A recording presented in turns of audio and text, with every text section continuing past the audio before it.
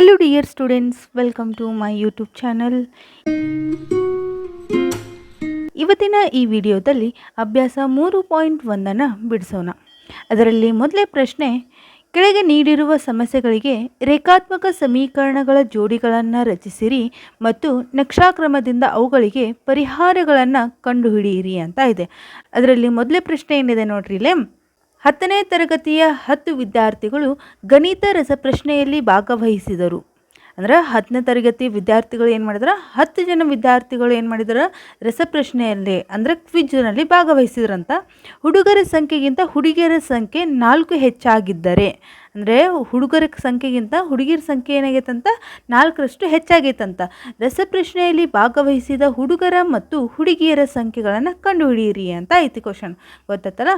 But ಅದನ್ನು ಹೆಂಗೆ ಕಂಡುಹಿಡಿಯೋದು ನೋಡ್ರಿ ಇಲ್ಲೇ ನಾನು ಹೇಳ್ಕೊಡ್ತೀನಿ. ಹೇಗೆ ಕಂಡುಹಿಡಿಬೇಕು ಅಂತ ನೋಡ್ರಿ ಇಲ್ಲೇ. ಏನು ಮಾಡಬೇಕು, 10ನೇ ತರಗತಿಯಲ್ಲಿ ಎಷ್ಟು ಜನ ವಿದ್ಯಾರ್ಥಿಗಳದಾರ, 10 ಜನ ವಿದ್ಯಾರ್ಥಿಗಳದಾರ. ಹುಡುಗರ ಸಂಖ್ಯೆ ಮತ್ತು ಹುಡುಗಿಯರ ಸಂಖ್ಯೆಯನ್ನು ಕೊಟ್ಟಿಲ್ಲ. ಹಾಗಾಗಿ ನಾವು ಏನು ಮಾಡ್ಕೋಬೇಕಂದ್ರೆ, ಹುಡುಗರ ಸಂಖ್ಯೆಯನ್ನು ಎಕ್ಸ್ ಆಗಿರಲಿ ಅಂತ ಕನ್ಸಿಡರ್ ಮಾಡ್ಕೋಬೇಕು. ಹುಡುಗರ ಸಂಖ್ಯೆ ಎಕ್ಸ್ ಆಗಿರಲಿ. ಹುಡುಗರ ಸಂಖ್ಯೆ ಎಕ್ಸ್ ಆದ್ರೆ ಹುಡುಗಿಯರ ಸಂಖ್ಯೆ ಏನಾಗಿರ್ತೈತಿ, ಹುಡುಗಿಯರ ಸಂಖ್ಯೆ y ಆಗಿರಲಿ. ಗೊತ್ತಾಯ್ತಲ್ಲ. ಇವನ್ನೆರಡನ್ನೂ ಏನು ಮಾಡಿದ್ದೀನಿ, ಎಕ್ಸ್ ಮತ್ತು y ಅಂತ ಕನ್ಸಿಡರ್ ಮಾಡಿದ್ದೀನಿ. ಹಾಗಾದರೆ 10ನೇ ತರಗತಿಯ ವಿದ್ಯಾರ್ಥಿಗಳ ಒಟ್ಟು ಸಂಖ್ಯೆ ಎಷ್ಟು ಅದನ್ನು ಇಲ್ಲಿ ಬರ್ಕೋರಿ. 10ನೇ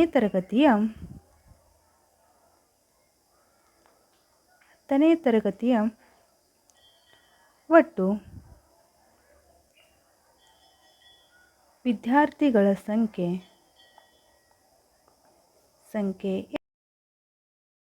10 ಅಂದರೆ ಎಕ್ಸ್ ಪ್ಲಸ್ y = 10 ಅಂತ ಬರಿಬೋದಾ. ಇದಕ್ಕೇನು ಮಾಡ್ತೀನಿ, ಸಮೀಕರಣ 1 ಅಂತ ಹೆಸರು ಕೊಡ್ತೀನಿ. ಇಲ್ಲಿವರೆಗೂ ಅರ್ಥ ಆಯ್ತಲ್ರಿ. ನೆಕ್ಸ್ಟ್ ಏನು ಕೊಟ್ಟಿದ್ದಾರೋ ಇಲ್ಲಿ ನೋಡ್ರಿ, ಗಣಿತ ರಸಪ್ರಶ್ನೆಯಲ್ಲಿ ಭಾಗವಹಿಸಿದರು ಅಂತ ಹೇಳ್ತಾರೆ. ಇವರು 10 ಜನ ವಿದ್ಯಾರ್ಥಿಗಳು ಗಣಿತ ರಸಪ್ರಶ್ನೆಯಲ್ಲಿ ಭಾಗವಹಿಸಿದರು. ಹುಡುಗರ ಸಂಖ್ಯೆಗಿಂತ ಹುಡುಗಿಯರ ಸಂಖ್ಯೆ 4 ಹೆಚ್ಚಾಗಿದ್ದರೆ ಅಂತ ಅಂದಾರೆ. ಅಂದ್ರೆ 4 ಪಟ್ಟು ಹೆಚ್ಚಾಗೈತಿ ಅಂತ ಹೇಳಿದಾರೆ ಅವರು. ಹೌದಾ. ಹಾಗಂದ್ರೆ ಇಲ್ಲಿ ಗಣಿತ ರಸಪ್ರಶ್ನೆಯಲ್ಲಿ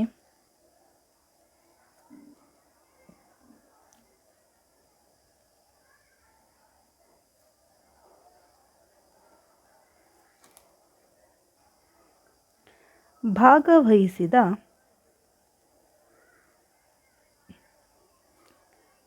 ವಿದ್ಯಾರ್ಥಿಗಳಲ್ಲಿ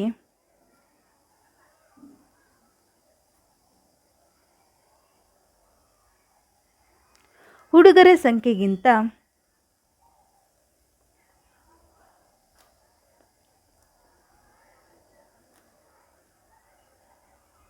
ಹುಡುಗಿಯರ ಸಂಖ್ಯೆ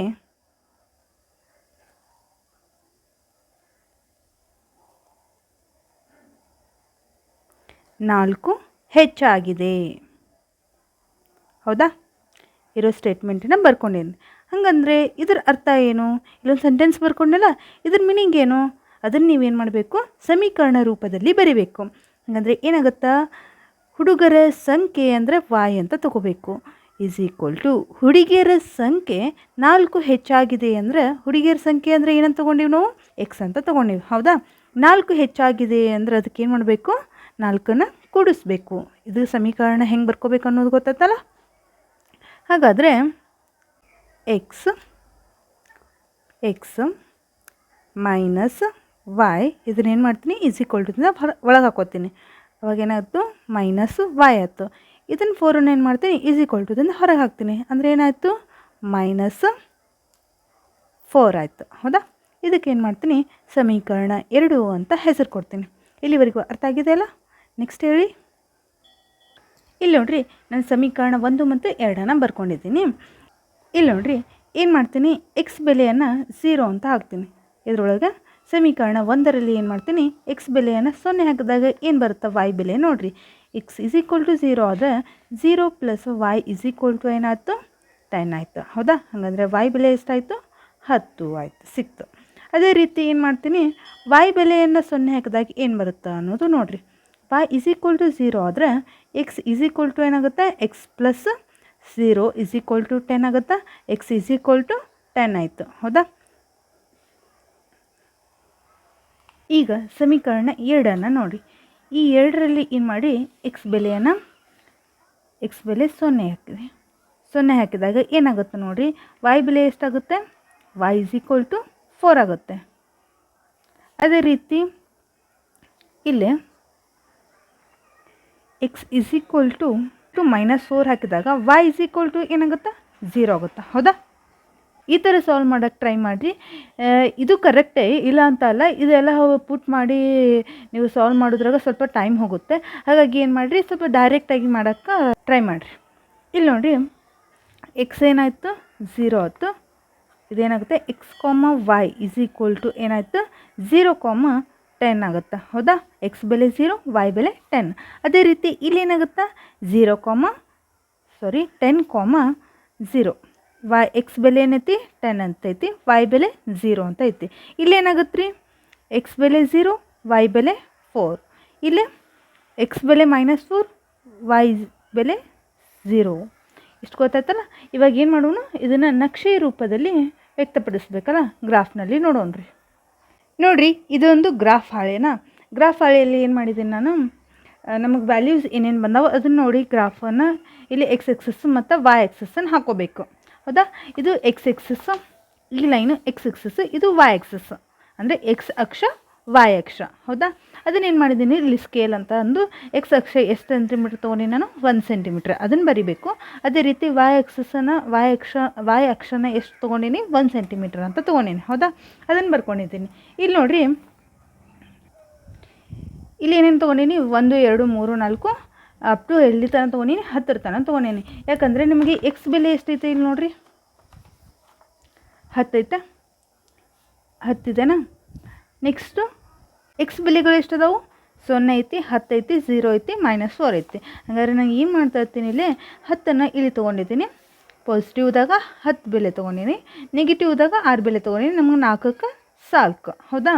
ಅದೇ ರೀತಿ ನೆಕ್ಸ್ಟು y ಬೆಲೆಗಳು ಎಷ್ಟದಾವೆ ನೋಡಿರಿ, y 10 ಇದೆ, 10, 0, 4, 0. ಹೌದಾ? ಹಾಗಂದರೆ y ಬೆಲೆನೂ 10 ತೊಗೊಂಡಿದ್ದೀನಿ, ಅದು ಬಿಟ್ಟರೆ 0 ಅಂತೈತಿ. ಅದಕ್ಕೆ ನಾನು ಇಷ್ಟು ತೊಗೊಂಡಿದ್ದೀನಿ. ಇಲ್ಲಿ ನೋಡಿ ಗ್ರಾಫ್ ಮುಂದಿದೆ, ಅದು ಗ್ರಾಫ್ ಫುಲ್ ನಿಮಗೆ ವಿಡಿಯೋದಲ್ಲಿ ಕಾಣತ್ತಿಲ್ಲ. ಇಲ್ಲಿ ನೋಡಿರಿ, ಫಸ್ಟ್ ವ್ಯಾಲ್ಯೂ ಏನಿದೆ 0, 10 ಅಂತ ಬಂದಿದೆ. ಹೌದಾ? ಇಲ್ಲಿ ನೋಡಿರಿ, ಎಕ್ಸ್ ಬೆಲೆ 0, y ಬೆಲೆ ಎಷ್ಟಿದೆ 10 ಇದೆ. ಹೌದಾ? ಇಲ್ಲಿ ಒಂದು ಪಾಯಿಂಟ್ ಹಾಕೋತೀನಿ, ಇದು ಎಷ್ಟಾಗುತ್ತಾ 0, 10. ಹೌದಾ? ನೆಕ್ಸ್ಟ್ ಏನೈತಿ 10, 0 ಅಂತ ಐತಿ. ಹೌದಾ? 10 ಐತಿ ಎಕ್ಸ್ ಎಕ್ಸಸ್ದಾಗ 10, 0 ಇಷ್ಟ ಅರ್ಥತ್ತಲ್ರಿ. ನೆಕ್ಸ್ಟು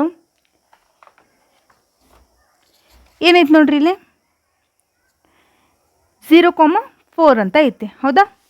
0, 4, 0, 4 ಅಂದರೆ ಇಲ್ಲಿ ಬರುತ್ತಾ ಎಕ್ಸ್ ಬೆಲೆ 0, y ಬೆಲೆ 4, 0, 4.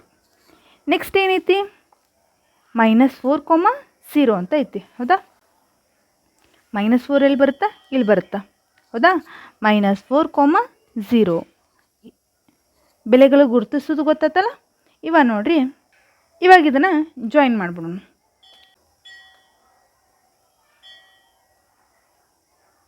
ಕರೆಕ್ಟಾಗಿ ಜಾಯಿನ್ ಮಾಡಬೇಕಾ, ಇದರಿಂದನೇ ನಿಮಗೆ ಎಕ್ಸ್ y ಬೆಲೆ ಸಿಗ್ತಾವೆ.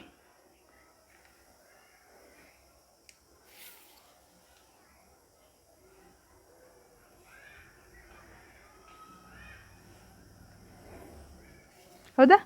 ಈ ಥರ ಬಂತು ಗ್ರಾಫು. ಇವಾಗ ನೋಡಿರಿ, ಇಲ್ಲಿ ಯಾವ ಬಿಂದುವಿಗೆ ಛೇದಿಸೈತಿಯಲ್ಲ, ಈ 2 ಸಮಾಂತರ ರೇಖೆಗಳು ಯಾವ ಬಿಂದುವಿನಲ್ಲಿ ಛೇದಿಸಿದಲ್ಲ ನೋಡಿರಿ, ಇಲ್ಲಿ ಯಾವ ಬಿಂದುವಿನಲ್ಲಿ ಛೇದಿಸೈತಿ, ಇದು ಎಷ್ಟಾಗುತ್ತಾ 3, 7. ಹೌದಾ? ಎಕ್ಸ್ ಬೆಲೆ ಮೊದಲು ಬರ್ಕೋಬೇಕು. ಎಕ್ಸ್ ಬೆಲೆ ಎಷ್ಟೈತಿ 3 ಇದೆ, y ಬೆಲೆ 7 ಇದೆ. ಹೌದಾ? ಇದೇ ಏನಾಗಿರ್ತೈತಿ ಎಕ್ಸ್ ಮತ್ತು y ಬೆಲೆಗಳಾಗಿರ್ತಾವೆ.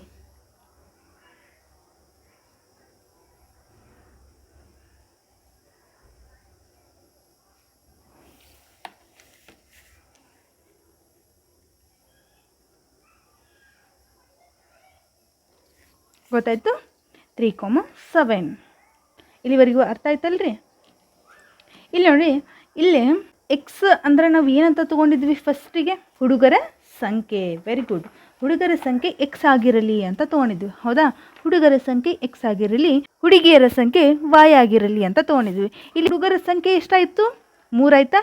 ಎಕ್ಸ್ ಬೆಲೆ ಏನಾಯಿತು? ಹುಡುಗರ ಸಂಖ್ಯೆ, ಹಾಗಂದರೆ ಅದ್ರ ಬೆಲೆ ಎಷ್ಟಾಯಿತು? 3. ಅಂದರೆ ಎಕ್ಸ್ ಬೆಲೆ ಎಷ್ಟಾಯಿತು? 3. ಹುಡುಗಿಯರ ಸಂಖ್ಯೆ ಅಂದರೆ ಏನು ತೊಗೊಂಡಿವಿ? ವಾಯ್ ಅಂತ ತೊಗೊಂಡಿವಿ. ಹಾಗಾದ್ರೆ ಹುಡುಗಿಯರ ಸಂಖ್ಯೆ ಎಷ್ಟಾಯಿತು? 7 ಆಯಿತು. ಹಾಗಾಗಿ ಲಾಸ್ಟ್ ಕನ್ಕ್ಲೂಷನ್ ಏನು ಬರೀತೀರಿ ನೋಡಿರಿ. ಆದ್ದರಿಂದ ಹುಡುಗರ ಸಂಖ್ಯೆ ಎಕ್ಸ್ ಈಸ್ ಈಕ್ವಲ್ ಟು 3, ಹುಡುಗಿಯರ ಸಂಖ್ಯೆ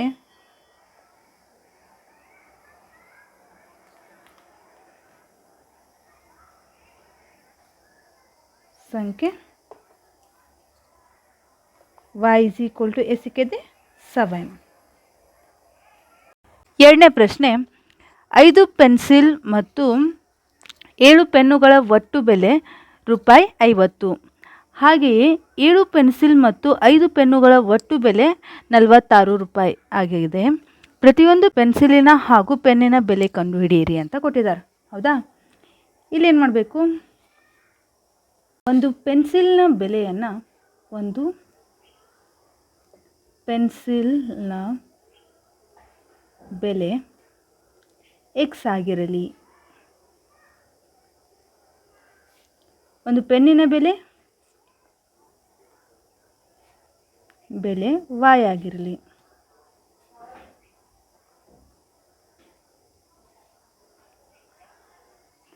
ಹಾಗಾದರೆ 5 ಪೆನ್ಸಿಲ್ಗೆ ಬೆಲೆ ಎಷ್ಟಾಗುತ್ತೆ? 5x ಆಗುತ್ತಲ್ಲ, 5x plus 7y is equal to ಒಟ್ಟು ಬೆಲೆ ಎಷ್ಟು ಕೊಟ್ಟಿದ್ದಾರೆ? 50.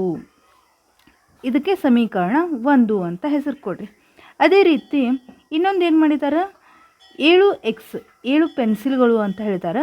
7x ಪ್ಲಸ್ 5 ಪೆನ್ನು ಅಂತ ಅಂದಾರೆ. 5y is equal to ₹46. ಇದಕ್ಕೆ ಸಮೀಕರಣ 2 ಅಂತ ಹೆಸರು ಕೊಡ್ತೀನಿ. ಹಿಂದಿನ ಪ್ರಾಬ್ಲಮ್ ಹೆಂಗೆ ಬಿಡಿಸಿದ್ರಲ್ಲ, ಇಲ್ಲಿ ಅದೇ ರೀತಿ ಬಿಡಿಸ್ರಿ. x ಈಸ್ ಈಕ್ವಲ್ ಟು 0 ಹಾಕಿದಾಗ y ಈಸ್ ಈಕ್ವಲ್ ಟು ಏನಾಗುತ್ತೆ? 7.1 ಆಗುತ್ತೆ. ಇಲ್ಲಿ ನೋಡಿರಿ, ಸಮೀಕರಣ 1ರಲ್ಲಿ ಎಕ್ಸ್ ಬೆಲೆ 0 ಹಾಕಿದಾಗ ಇದು 0 ಆಗಿಬಿಡುತ್ತೆ ಈ ಟರ್ಮ್. ಅವಾಗ ಏನಾಗುತ್ತೆ? y ಈಸ್ ಈಕ್ವಲ್ ಟು ಏನಾಗುತ್ತೆ? 50 ಡಿವೈಡೆಡ್ ಬೈ 7 ಆಗುತ್ತೆ. 7 1 7, 7.1 ಆಗುತ್ತೆ, ಹೌದಾ? ಅದೇ ರೀತಿ ನೆಕ್ಸ್ಟ್ ಏನು ಮಾಡ್ತೀನಿ? ಸಮೀಕರಣ 1ರಲ್ಲಿ ಎಕ್ಸ್ ಬೆಲೆಯನ್ನು 10 ಹಾಕ್ತೀನಿ. ಯಾವುದಾದ್ರೂ ಹಾಕೋಬೇಕು ನೀವು, ಯಾವುದಾದ್ರೂ ಹಾಕೋಬಹುದು ನೀವು ಬೆಲೆಗಳನ್ನು. ಅವಾಗ ಏನಾಗುತ್ತೆ? y ಬೆಲೆ 0 ಆಗುತ್ತೆ. ಇದಕ್ಕೆ ಟ್ರಿಕ್ ಹೇಗೆ ಅಂತ ಹೇಳ್ಕೊಡ್ತೀನಿ ನೋಡಿರಿ. ಒಂದು ಸರಿ ಎಕ್ಸ್ ಏನು ಹಾಕ್ರಿ? 0 ಅಂತ ಹಾಕಿಬಿಡ್ರಿ. ಇಲ್ಲಿ ನೋಡಿರಿ ಯಾವ ಥರ ಅಂತ ಟ್ರಿಕ್ ಹೇಳ್ಕೊಡ್ತೀನಿ. ಎಕ್ಸ್ ಬೆಲೆನ ಒಂದು ಸಾರಿ 0 ಹಾಕ್ರಿ, y ಬೆಲೆನ 0 ಹಾಕ್ರಿ. ಅವಾಗ ಏನು ಬರುತ್ತೋ ವ್ಯಾಲ್ಯೂನ ಅದನ್ನೆಲ್ಲ ಹಚ್ಕೊಂಡ್ಬಿಡ್ರಿ, ಇಷ್ಟೇ. ಈಗ ನೋಡಿರಿ, ನೆಕ್ಸ್ಟ್ ಸಮೀಕರಣ 2ರಲ್ಲಿ ಏನು ಮಾಡ್ತೀನಿ? ಎಕ್ಸ್ ಬೆಲೆನ 0 ಹಾಕ್ತೀನಿ.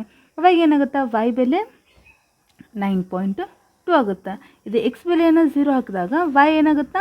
y is equal to 46 divided by 5. 46ನ 5ರಲ್ಲಿ ಡಿವೈಡೆಡ್ ಮಾಡಿದರೆ ನಿಮಗೆ ಎಷ್ಟು ಸಿಗುತ್ತೆ? 9.2 ಸಿಗುತ್ತೆ. ಅದೇ ರೀತಿ ನೆಕ್ಸ್ಟ್ ನೋಡ್ರಿ, ಇಲ್ಲೇ y ಬೆಲೆನ 0 ಹಾಕತ್ತೇನೆ, ಹೌದಾ? ಎಕ್ಸ್ ಬೆಲೆ ಏನಾಗುತ್ತೆ ಅನ್ನೋದನ್ನು ಬರ್ಕೋಬೇಕಿಲ್ಲ ಅಷ್ಟೇ. ಎಕ್ಸ್ ಬೆಲೆ y ಬೆಲೆ 0 ಹಾಕಿದಾಗ ಎಕ್ಸ್ ಬೆಲೆ ಏನಾಗುತ್ತಾ? 46 ಡಿವೈಡೆಡ್ ಬೈ 7 ಆದಾಗ ಏನಾಗುತ್ತಾ? 46ನ 7ರಿಂದ ಭಾಗಿಸಿದಾಗ ನಿಮಗೆ ಎಷ್ಟು ಸಿಗುತ್ತಾ? 6.5 ಸಿಗುತ್ತೆ. ಇಲ್ಲಿ ನೋಡ್ರಿ, 0, 7.1, 10, 0, 0, 9.2, 6.5, 0, ಹೌದಾ? ಇದರ ನಕ್ಷೆಯನ್ನು ಬಿಡಿಸೋಣ. ಇವಾಗ ನೋಡಿರಿ, ಇದನ್ನು ಗ್ರಾಫ್ನಲ್ಲಿ ಹೇಗೆ ಹಾಕ್ತೀನಿ ಅಂದರೆ, ಇದು ಎಕ್ಸ್ ಎಕ್ಸಸ್, ಇದು y ಎಕ್ಸಸ್. 1 ಸೆಂಟಿಮೀಟ್ರಿಗೆ ಒಂದೊಂದು ನಂಬರ್ ತೊಗೊಂಡಿದ್ದೀನಿ. ಇಲ್ಲಿ ನೋಡಿರಿ, ಬೆಲೆಗಳು ಎಷ್ಟಿದಾವು? 0.71 ಅಂತ ಐತೆ, ಹೌದಾ? ಅದು ಎಲ್ಲಿ ಬರುತ್ತೆ ನೋಡಿರಿ, ಇಲ್ಲಿ 0.71 ಎಲ್ಲಿ ಬರುತ್ತೆ? ಇಲ್ಲಿ ಬರುತ್ತಾ? 7 ಆದಮೇಲೆ ಒಂದು ಲೈನ್, ಹೌದಾ? 0.7.1, ಹೌದಾ? ಇದು ಅರ್ಥ ಆಯ್ತಲ್ರಿ? ನೆಕ್ಸ್ಟ್ ಏನೈತಿ? ಎಕ್ಸ್ ಬೆಲೆ 10, y ಬೆಲೆ 0. ಅಂದರೆ 10 ಎಲ್ಲಿ ಬರುತ್ತೆ? ಎಕ್ಸ್ ಎಕ್ಸಸ್ ಒಳಗೆ 10, y ಬೆಲೆ 0 ಅಂದರೆ ಇಲ್ಲೇ ಇರುತ್ತೆ ಪಾಯಿಂಟ್. 10, 0. ಅದೇ ರೀತಿ ನೆಕ್ಸ್ಟ್ ಪಾಯಿಂಟ್ ಏನೈತಿ 0,9.2 ಅಂತ ಐತಿ. ಹೌದಾ, ಎಕ್ಸ್ ಬೆಲೆ ಏನಾಗಿರುತ್ತೆ 0 ಆಗೈತಿ, ವೈ ಬೆಲೆ 9.2 ಆಗೈತಿ. 9.2 ಅಂದರೆ 9 ಮೇಲೆ 2 ಗೆರೆ ಇಲ್ಲಾಗತ್ತಾ 0,9.2. ಹೌದಾ, ನೆಕ್ಸ್ಟ್ ಪಾಯಿಂಟ್ ಏನೈತಿ 6.5,0 ಅಂತ ಐತಿ. ಹೌದಾ, 6.5 ಅಂದರೆ ಇಲ್ಲೇ 6 ಆದಮೇಲೆ 5 ಗೆರೆ ಆದಮೇಲೆ ಏನು ಬರುತ್ತಾ 6.5,0 ಅಂದರೆ ಇಲ್ಲೇ ಬರುತ್ತೆ. ಹೌದಾ, 6.5,0. ನೆಕ್ಸ್ಟು ಈ ಎಲ್ಲ ಪಾಯಿಂಟನ್ನು ಸೇರಿಸ್ರಿ. 7.1 ಮತ್ತು 10 ಎಲ್ಲ ಐತೆ ನೋಡ್ರಿ ಇಲ್ಲೇ. ಇವು ಎರಡನ್ನು ಸೇರಿಸ್ಬೇಕು.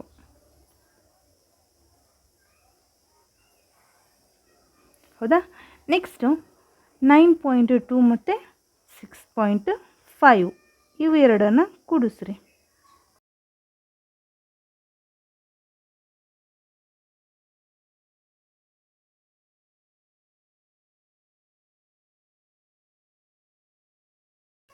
ಇವು ಎರಡನ್ನು ಕೂಡಿಸ್ರಿ.